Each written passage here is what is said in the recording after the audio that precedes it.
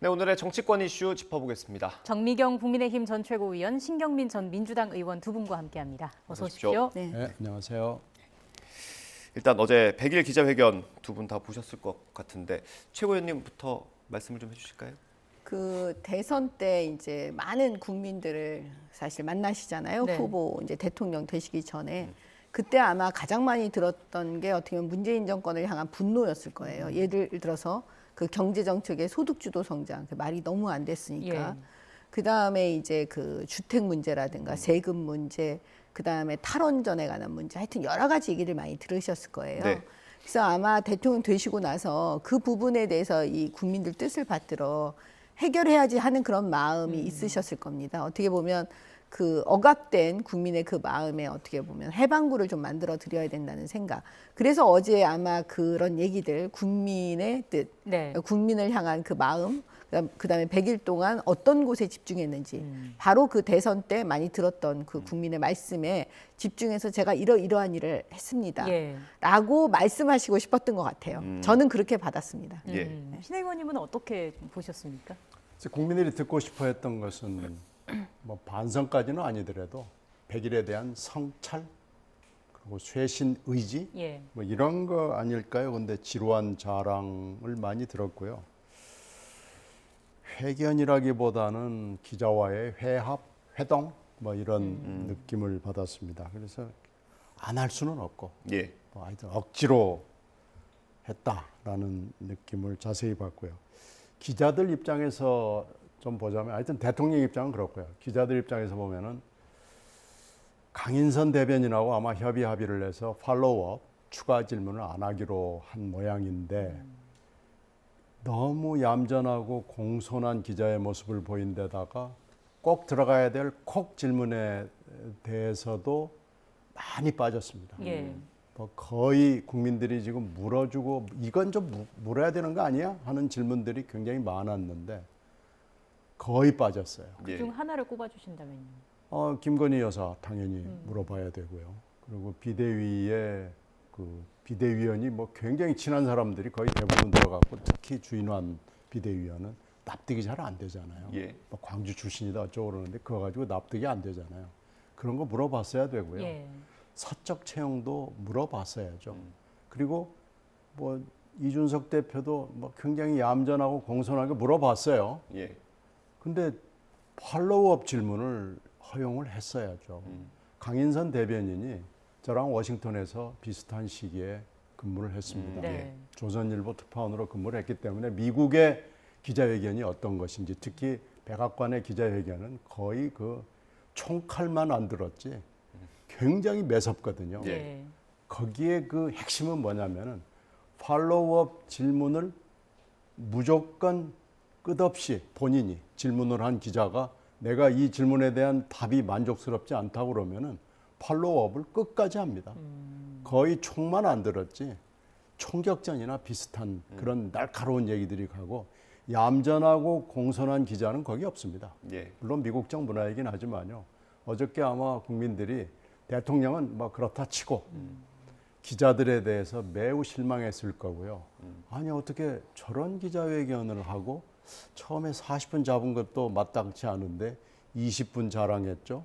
그리고 조금 더 하긴 했지만 시간도 그렇지만 그렇게 얌전하고 공손하게 예 뭐라고 물어보고 예 알겠습니다 하고 하는 기자회견은요.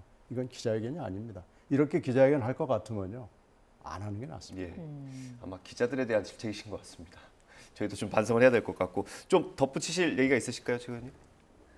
그 문재인 대통령 그 기자회견 그 장면이 이제 말씀하실 때 네. 떠오르더라고요, 그냥.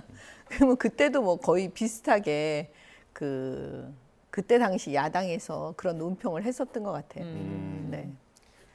그 정도로 가름을 하실까요? 네. 기자들에 대한 질책은 안 하십니까 혹시? 아니 기자분들은 뭐 사실 이제 제가 최근에 들었던 얘기인데요. 기자분들이 이렇게 솔직하게 말씀하시더라고요. 기자들이 알 때는 이미 늦었대요. 제일 먼저 국민이 알고요. 예. 맨 마지막에 기자가 안 돼요. 알겠습니다. 그 대통령실 개편과 관련한 내용도 많이 주목을 받았는데 윤석열 대통령이 그 국면 전환, 지지율 반등용 인적 개편은 안 된다 이런 이야기를 했었는데 일각에서는 정치적 목적으로라도 전면 좀 크게 개편을 해야 하는 거 아니냐 이런 목소리도 나오거든요. 어저께 대통령이 쓰는 정치적 목적으로 안 하겠다는 얘기를 한 2번 했잖아요. 예. 그게 이제 좁은 의미 또 나쁜 의미의 정치적인 의미로 쓰더라고요. 근데 대통령은 정치인이고 정치인의 핵심적 또 최상위급의 인물입니다. 네. 예. 대통령직의 위중함은 몇 번을 강조해도 뭐 다 지나치지 않죠. 근데 어저께도 보니까 아직 이분이 대통령직의 엄숙함, 위중함 이런 거에 대해서 이해가 그렇게 아직도 잘 안 돼 있는 것 같다라는 느낌을 받았어요. 그렇게 넘어갈 일은 아닙니다. 이건 쇄신해야 될 필요성이 지금 여론조사를 통해서 여러 번 나타났기 때문에 예. 장관은 그렇다고 치고요. 예. 그리고 지금 당은 당대로 뭐 엉망진창이기 때문에 당정 용 중에서 용은 고쳐야죠. 그리고 본인도 당정 용 윤인데 윤도 고치겠다고 어제 말씀을 했어야 되고요. 용도 만약에 문제가 있으면 용궁 다 갈아엎어버리겠다. 이런 정도의 뉘앙스를 주는 쇄신에 대해서 좀 말씀이 있었어야 되는데 나는 정치 이런 거 잘 안 한다. 뭐 이렇게 넘어가는 것은 아직도 지금 여론조사의 흐름을 행간을 읽지 못하고 있는 거 아니냐라는 느낌이 듭니다. 예. 사실은 인적 개편이 거의 없을 것처럼 말씀을 하셔서 저희도 한 명도 안 바뀌나 보다 이렇게 예상을 하는 사람도 있었는데 김은혜 전 의원은 일단 홍보수석으로 오는 것 같더라고요. 그리고 대변인은 뭐 아직 물색 중인 것 같고 사실 일각에서는 정무 라인도 좀 손봐야 된다라는 얘기가 있었어요. 이 부분은 안 바뀌는 걸까요? 결과적으로 저는 좀 시기가 좀 그래서 그렇지 아마 바뀌지 않을까 그렇게 전망을 하고 있어요. 어떻게 보면 대통령께서 여의도 정치를 잘 경험하시지 않고 네. 이렇게 지켜보는 어떤 그러니까 검찰총장 내지는 검사의 입장에서 정치를 바라보셨잖아요. 예. 이제 그러다 보니까 이제 인적 쇄신의 요구를 만약에 민주당이 하면 야당이 하면 이게 이제 공격으로 받아들이실 수도 있다는 생각이 들어요.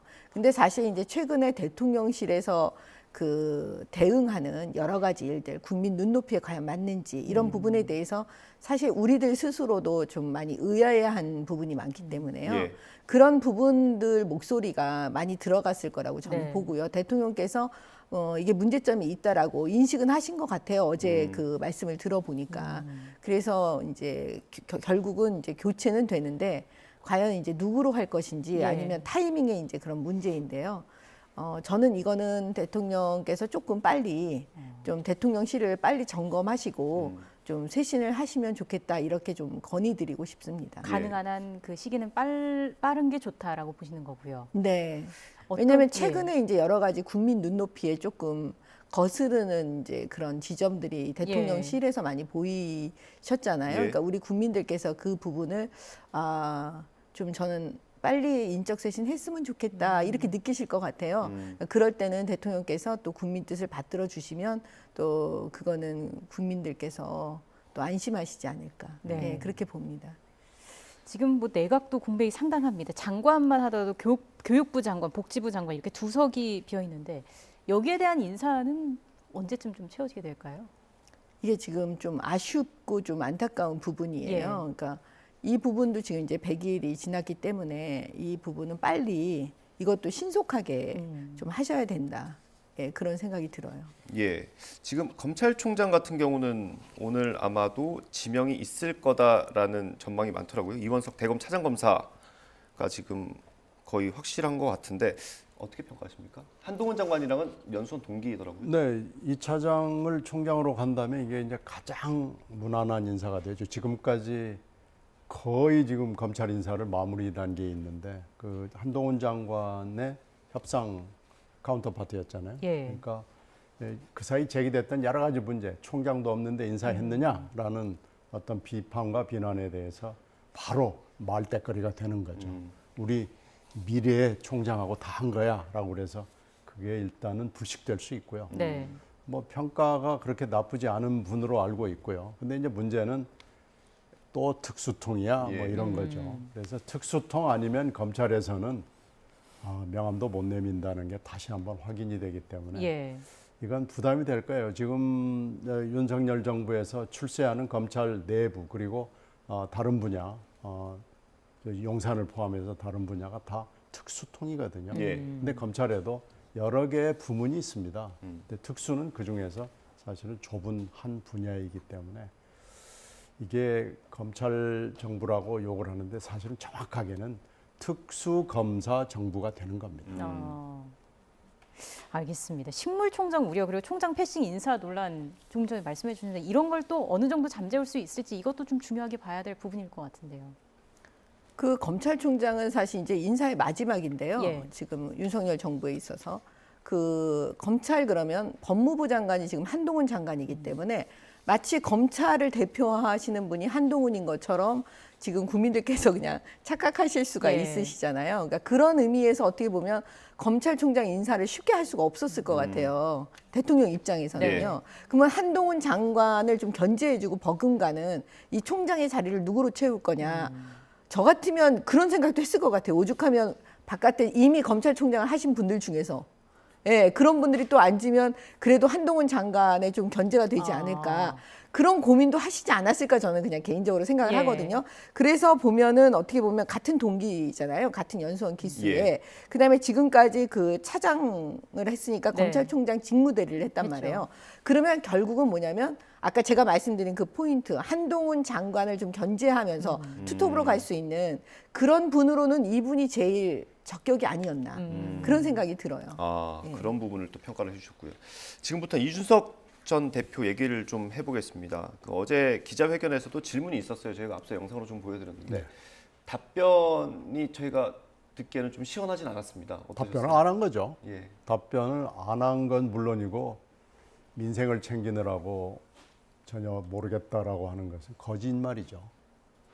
더군다나 지금 당정용 중에서 당이 지금 제일 중요하고 7월 26일 내부 총질문자로 대통령이 그 사이에 그 도어 스태핑에서 얘기했던 나는 당의 일은 뭐 잘 모른다, 관여하지 않는다라고 하는 게 또 거짓말로 드러난 거 아니에요?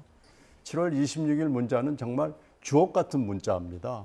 한 글자도 버릴 문자가 없는데 거기서 가장 중요한 포인트 중에 하나는 대통령이 지금까지 도어 스태핑에서 얘기했던 것은 진실이 아니고 거짓이구나라는 건데 그 거짓말을 우리 국민들이 모두 다 알고 있는 상황에서 어저께 또다시 거짓말을 되풀이한 겁니다. 그래서 예.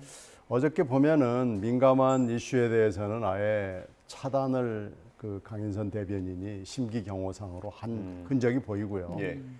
이건 어쩔 수 없이 해야 되겠다라는 질문이 어제 이제 그 질문 아니겠어요? 네. 그 질문은 이제 리허설을 한 것 같아요. 네. 근데 저는 리허설 잘못됐다고 봅니다. 아, 이렇게 얘기하면 거짓말이죠. 그러니까 이렇게 준비를 해서는 안 되고요. 다르게 준비를 했어야죠. 그래서 어저께 그렇게 거짓말로 답변을 하는 것이 과연 맞았느냐라는 예. 데 대해서는 저는 어저께 가장 뭐 자랑도 뭐 있고 뭐 성찰도 없고 뭐 그것도 다 좋은데 예. 어저께 가장 실패한 대목은 바로 이 부분입니다. 이준석 부분에 대해서는 다른 대응을 했어야 되는 거고요. 만약에 정직하게 했으면 그걸로 덮어버리는 거죠. 예. 그렇다면 거짓말을 하지 않고 빠져나가는 방법을 연구를 했어야 되는데 이 제일 바보 같은 선택을 한 게 거짓말을 한 겁니다. 어떤 선택이 옳았을까요? 아니, 신경민 의원님 역시 민주당이시구나. 야당이시구나. 예. 제가 이렇게 계속 지금 속으로 생각을 했어요. 말씀을 들으면서. 그 왜 그러냐면 만약에 신경민 의원님이나 여기 계신 분 저 포함해서 지금 윤석열 대통령 자리에 있으면 무슨 대답을 할 수 있을까? 저는 이 말씀 말고는요. 할 방법이 없어요. 이게 최선의 대통령으로서는 답변이었다. 최선의 답변이에요. 예. 왜냐하면 저도 지도부에 있으면서 제가 고민했던 게 당이 더 혼란을 가면 안 된다. 어떻게 하든지 이 내용을 잠재워야 된다는 네. 게 저의 그 오로지 한 생각이었거든요. 그러면 대통령도 같은 생각을 하실 것 같아요. 어떻게든지 이 혼란을 잠재워야 된다 그러면 대통령이 과연 기자들 질문에 어떤 대답을 할 수가 있었을까? 지금 신경민 의원이 거짓말이라고 딱 말씀을 하시는데 예. 그건 거짓말이 아니고 대통령께서의 너무나 솔직한 그 당시 심정이었을 것 같아요. 예. 어떻게 말을 할 수가 있을까요? 이준석 대표에 대해서. 그러니까 이게 최선의 저는 답일 수밖에 없고요. 예. 전략은 이렇게 갈 수밖에 없어요. 근데 문제는 뭐냐?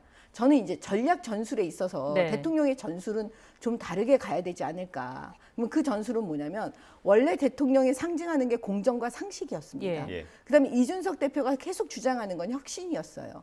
어떻게 보면 그 공정과 상식과 그 혁신이 충분히 만날 수 있는 지점이 있거든요. 그 지점을 찾아내는 그 전술을 대통령께서 쓰셨으면 좋겠다. 저는 이렇게 건의드리고 싶은 거예요. 예. 아니 지금 금방 그렇게 답변을 했으면 딱 좋았어요. 수습하기 바란다. 공정과 정의. 아니, 그 거기서 말씀이 우리가 그 잡힐 말씀이에요. 아닌 걸로 저는 보입니다. 어제 기자회견에서 저도 조금 아쉬웠던 거는 그 내부 총질에 대한 설명만 부탁을 드렸어도 이것보다는 조금 더 나가는 답변이 나왔을 것 같은데 만약에 그 질문이 있었다면 어떻게 답변하셨을까요? 아니 근데 그 질문에 만약에 대통령이 답변을 하셨으면 온 언론은 다 그걸로 도배했을 거라니까요. 그러면 우리 당의 혼란은 더 심해지고요. 또 이준석 대표는 거기에 대해서 또 얘기했을 거예요. 그렇기 때문에 저는 그 대답을 하시고 싶어도 예. 하실 수가 없는 상황이라고 저는 보거든요. 근데 그 이준석 대표는 아마 윤석열 대통령의 그 답변도 기분이 좋지는 않았던 모양이에요. 저희가 아까 영상으로 보여드린 것처럼 그대로 지금 맞받아친 거 아니겠습니까? 당내 민주주의에 대한 고민을 많이 하다 보니 대통령께서 어떤 말씀을 하셨는지 챙기지 못했다. 이렇게 답변한 건 어떻게 들으셨어요? 이준석 대표에 대해서 그 최근에 국민의 지지가 가장 높은 그 순간을 생각해 보면요. 그 윤리위에서 결정하고 다 이준석 대표가 가처분 걸 거라고 생각을 했었어요. 근데 이준석 대표가 하지 않았어요. 잔행을 했죠. 그때 당시에 그 이 대표에 대한 그 이제 동정 여론이 굉장히 많았을 때였습니다. 그러면 이준석 대표는 그 초심을 잃으면 안 되는 거예요. 정치인은 국민들 마음이 어떻게 내게 오는지 아니면 나를 떠나는지 그 지점이 포인트인데 지금 이 대표가 하는 게 과연 국민들 마음에 드는 건지 이 지점, 그러니까 처음에 그 초심 제가 말씀드린 그 초심을 이준석 대표는 잊지 않고 앞으로 가야 된다. 예. 예, 이 방식은 맞지 않다. 저는 이렇게 봐요. 저희가 지금 그래픽 보여드리고 있는데 제목을 반사라고 달았습니다. 상당히 비슷하게 답변을 한 거거든요. 이전 대표 어떤 스타일의 답변이었다고 봐야 될까요? 글쎄요. 저 패러디는 뭐 기발한 패러디이긴 해요. 예. 예. 근데 금방 저 정최고 말씀하시는 거에서 전술 전략적으로는 맞는가 하는 데 대해서는 저는 동의하기는 좀 어렵습니다. 그런데 이제 저희는 이게 옆집 불구경하는 거라 뭐 하여튼 재미있게 보고 있긴 하죠. 네. 재밌게 보시면 안 돼요. 지금 의원님 집도 만만치 않아요. 아니, 물론 우리 집에 얘기 좀 이따 하겠지만요. 예. 글쎄 지금 전술 전략적으로 저렇게 계속 그 윤 대통령과 각을 세우는 것이 맞을지 아니면 수위 조절을 해야 될지는 이 대표가 좀 심각하게 생각을 해봐야 되는데요. 그러니까 어저께 첫 단추를 잘못 꼈다니까요. 아까 금방 정책업에서 말씀하신 거 말짝으로 뭐 이 혼란이 수습되길 바란다 정도 했으면 아무 문제 없는데 민생 챙기느라고 잘 모르겠다. 그러면 정부석은 뭐 하는 사람이고 비서실장은 뭐 하는 사람이고 대통령은 뭐 하는 사람입니까? 이건 말이 안 되는 답변을 거짓말로 한 거기 때문에 이렇게 리허설을 하고 이걸 가지고 답변이라고 했던 이 무능한 이 대통령 궁에 있는 사람들 다 저는 물러나야 된다고 생각합니다. 네. 예. 오늘 이제 국민의힘 비대위가 다 꾸려져서 첫 회의를 했습니다. 어제는 이준석 대표 가처분 신청 신문이 있었고요.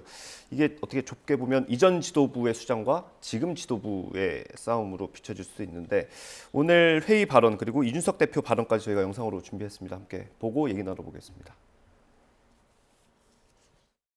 첫 회의에 모두 일어나셔서 우리가 잘못했고 앞으로 잘하겠습니다라는 취지로 한번 인사를 드리고 시작했으면 하는데 같이 그렇게 해주시겠습니까? 예. 국민 여러분께 경애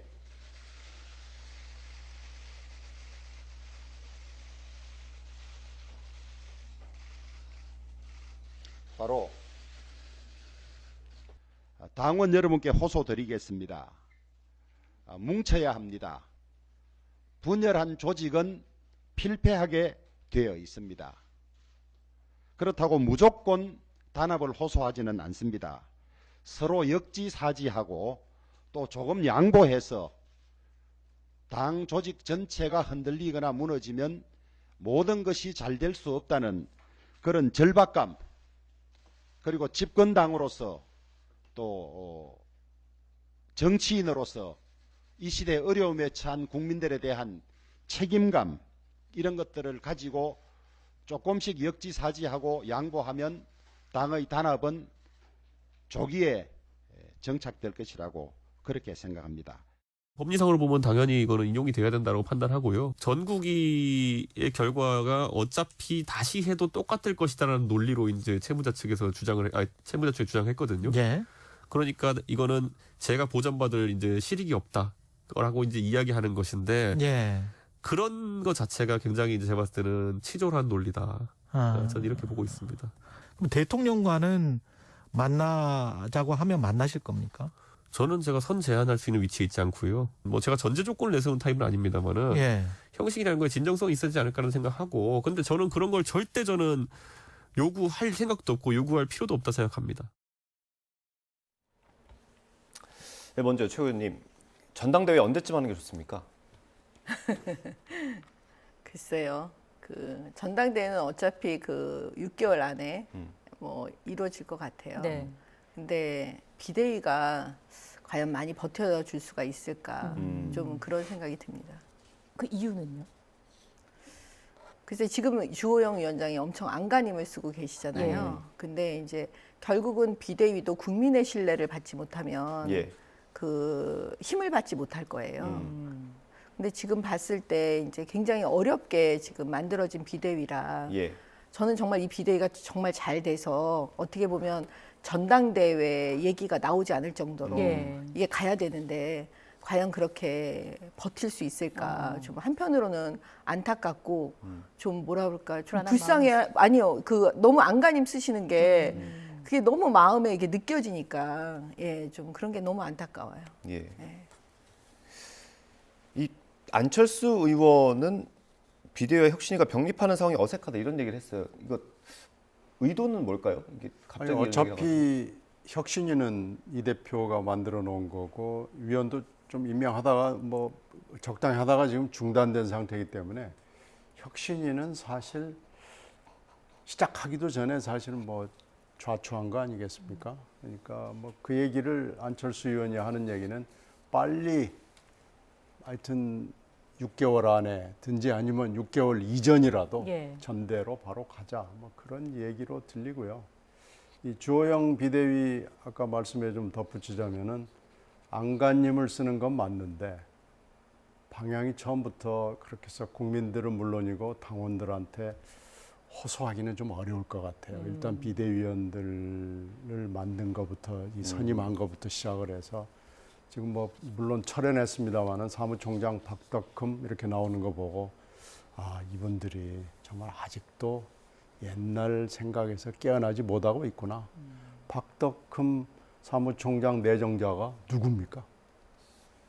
당원도 유지하기가 힘들어서 본인이 스스로 자기가 알아서 탈당하고 나갔거든요. 예. 최근에 어물쩍 해가지고 지금 당원으로 됐는데 당원으로 들어오는 과정도 사실 별로 그렇게 공개적이지 않았어요. 근데 지금 후임으로 나온 김석기 사무총장 이분도 흠이 있기는 마찬가지입니다.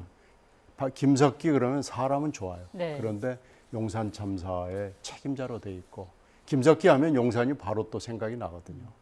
그래서 이 주인한 비대위원 포함해서 친윤 비대위원으로 깔고 사무총장 이렇게 하고 하는 거 보니까 주호영 이 위원장이 엄청 시달리고 있구나. 이게 가기 참 어렵구나. 이게 팍팍하구나 하는 느낌을 줍니다. 여러 가지를 봤을 때 좀 쉽지 않을 것 같다라는 전망을 해주신 거고요. 어쨌든 비대위의 운명은 법원의 판결이 또 가장 큰 변수가 되지 않을까 싶은데 가처분 신청이 인용이 되면은 비대위는 바로 해산이 되는 거죠? 일단 법적으로는 그렇습니다. 예. 근데 주호영 위원장 얘기를 들어보면 그게 인용이 돼도 절차를 그냥 다시 밟으면 된다 이렇게 얘기를 하더라고요. 그것도 뭐 틀린 말은 맞는 아닙니다. 얘기입니까?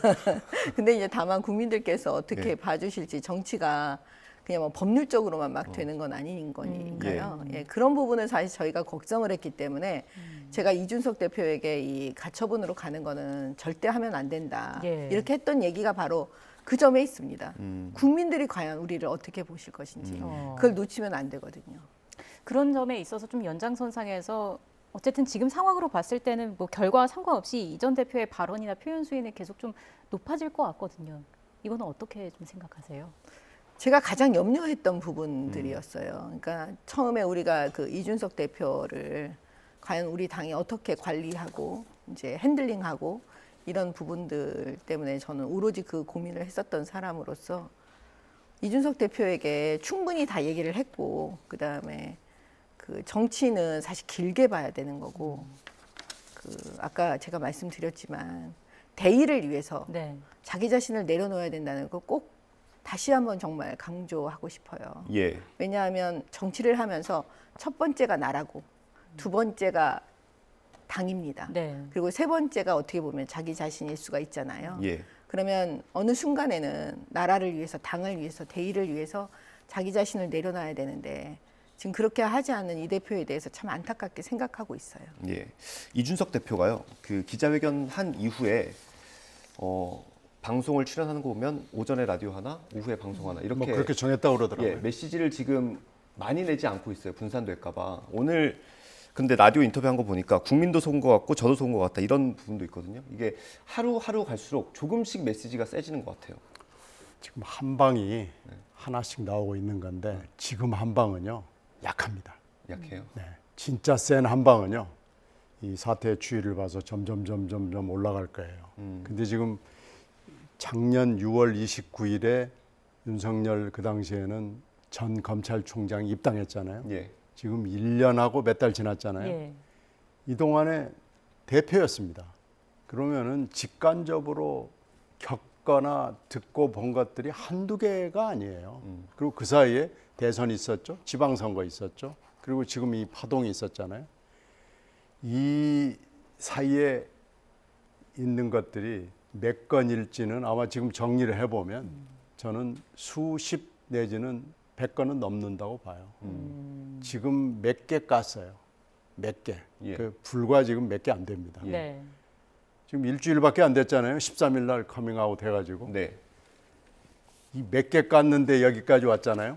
앞으로 어디까지 갈지 전혀 짐작할 길이 없고요.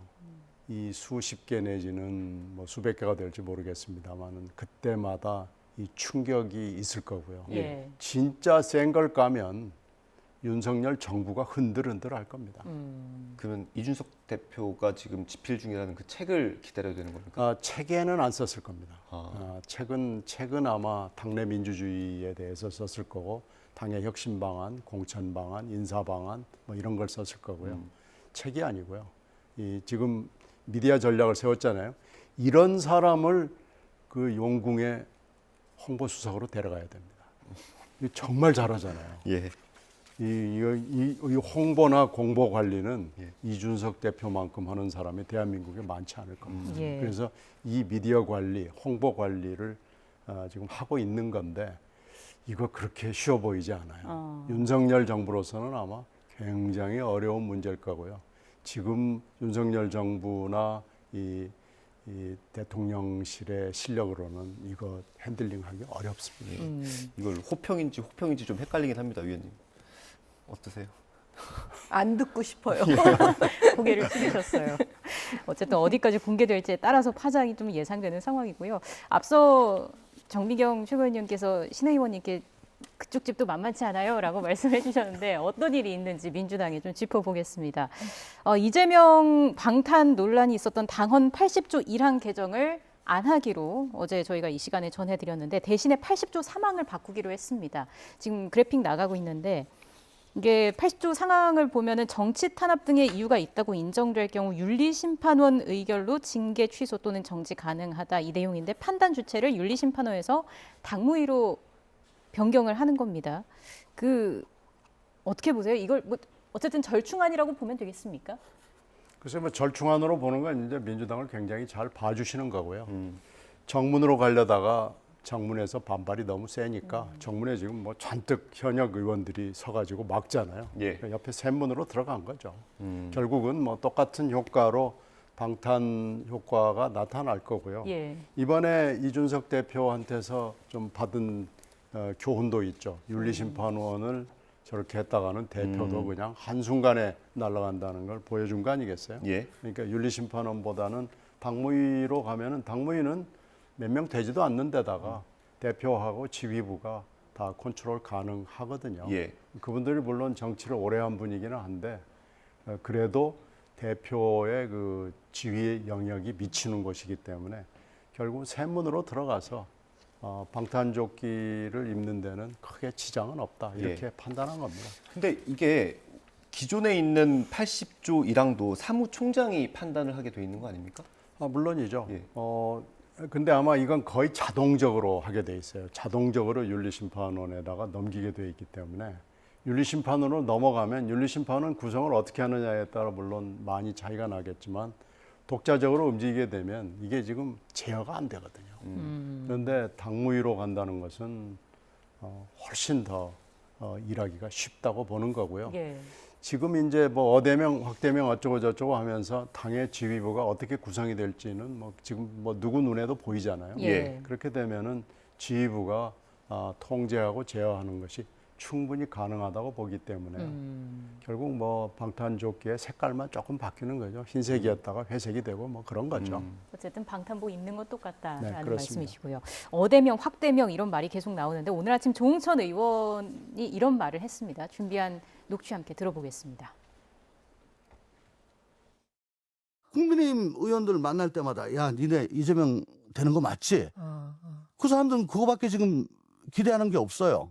그거 외에는 기대하는 게 없어요. 왜냐하면 우리 당이 이제 강성으로 완전 똘똘 뭉쳐가지고 강대 강으로 가야죠.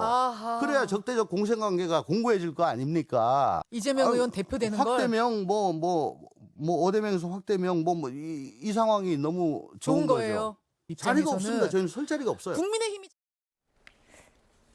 최 의원님 하고 싶은 말씀 다 해주시죠. 그 민주당이 그 진짜 잘하는 게 어떻게 보면 머리 되게 좋아요. 꼼수예요, 이거 완전히. 그 당원 80조. 네.